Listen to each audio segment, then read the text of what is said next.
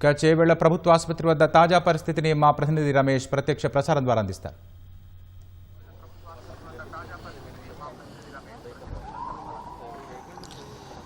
రంగారెడ్డి జిల్లా చేవెళ్ల సమీపంలో జరిగిన ఘోర రోడ్డు ప్రమాదంలో 20 మంది మృత్యువాత పడిన సంగతి తెలిసిందే. అయితే క్షతగాత్రులకు సంబంధించి కూడా వారిని చేవెళ్ల ప్రభుత్వ ఆసుపత్రికి తరలించి వారికైతే మెరుగైన వైద్యం అందించడానికి కూడా ఇక్కడి నుంచి ఇటు హైదరాబాద్ కూడా తరలిస్తామని చెప్పి కూడా అధికారులు అయితే చెప్తున్నారు. ప్రస్తుతం ఈ ఘటన స్థలానికి సంబంధించి కూడా పూర్తి వివరాలు ఇటు పోలీస్ అధికారులు కానీ తర్వాత మిగతా డిఎంహెచ్ఓ కానీ తర్వాత వైద్య అధికారులకు సంబంధించి కూడా పూర్తి స్థాయిలో వివరాలు అయితే సేకరించడం జరిగింది.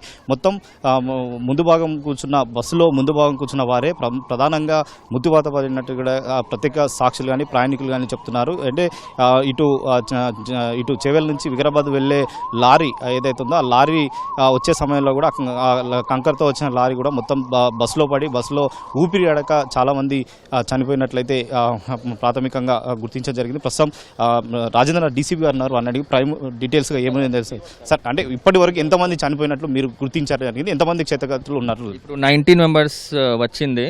19లో 7 మెంబర్స్ ఐడెంటిఫైడ్. ఇంకా రిలేటివ్స్ వస్తున్నారు. మనం అవన్నీ ఐటమ్స్ అవన్నీ చెక్ చేసి ఇంకా ఐడెంటిఫై చేస్తున్నాం. అంటే వాళ్ళకి ఎక్కడికి పంపిస్తారు సార్? క్షతగాత్రులకు మెరుగైన వైద్యం అందించాలని చెప్పి కూడా ఇప్పటికే సీఎం స్పందించారు కాబట్టి రిపేర్ ఏదైతే ఇంజూర్డ్ ఉన్నారు వాళ్ళకి పిఎంఆర్ కానీ తర్వాత వేరే హాస్పిటల్ షిఫ్ట్ చేస్తున్నాం మనం. ఠీకే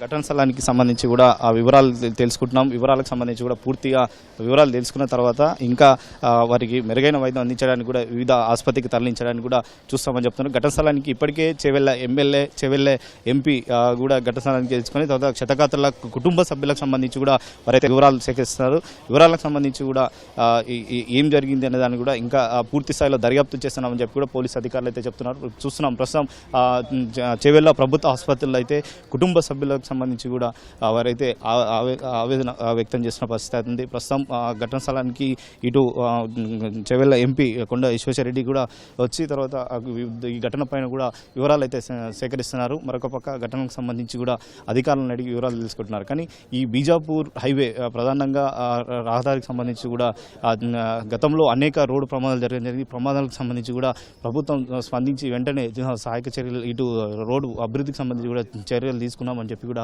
ఇటు ఎమ్మెల్యే అయితే ప్రస్తుతం కొద్దిసేపటి కింద అయితే మాట్లాడడం జరిగింది. అయితే కొన్ని రోజుల నుంచి కూడా ఈ పెండింగ్ ఉండడంతో కూడా ఈ ప్రమాదం ఏదైతే బీజాపూర్ ప్రధాన రహదారి ఏదైతే ఉందో ఆ రహదారి పైన ఈ అనేక ప్రమాదాలు జరగడం జరిగింది. ఆ ప్రమాదాల్లో తొలగించడానికి కూడా ప్రస్తుతం అయితే అనేక వాటిని చెట్లను తొలగించి తర్వాత వాటిని వేరే ప్రాంతంలో వేయడం తర్వాత వాటిని కూడా క్లియరెన్స్ వచ్చాయని చెప్పిన తర్వాతనే ఈ అభివృద్ధికి సంబంధించి కూడా ప్రస్తుతం అయితే చేసిన పరిస్థితి. ప్రస్తుతం ఒక్కొక్కరు కూడా ఈ ఘటన స్థలాన్ని చేరుకున్న తర్వాత ఒక్కొక్కరు కూడా ఇటు ప్రభుత్వ ఆసుపత్రికి అయితే వచ్చి తర్వాత వివరాలు తెలుసుకొని తర్వాత ఈ ఘటన సంబంధించి కూడా ఏం జరిగింది దాని మీద కూడా ప్రస్తుతం అయితే అధికారులు ఆరాధిస్తున్నారు. కానీ ఇప్పటికే అదృష్టశాత్తు దాంట్లో బస్సులో ఉన్న కండక్టర్ కూడా అదృష్టశాత్తు అయితే ప్రాణాలతో బయటపడి తీవ్ర గాయాలతో అయితే ప్రస్తుతం ఇటు చేవెళ్ల ప్రభుత్వ ఆసుపత్రిలో అయితే చికిత్స పొందుతుంది. కానీ ఈ బస్సులో ఆమె చెప్తున్న ప్రాథమిక వివరాల ప్రకారం మొత్తం 72 మంది ప్రయాణికులు ఉన్నట్లు తెలిసింది. దాంట్లో 19 మంది అక్కడికి మృతి చెందగా మరొకరు కూడా ఇటు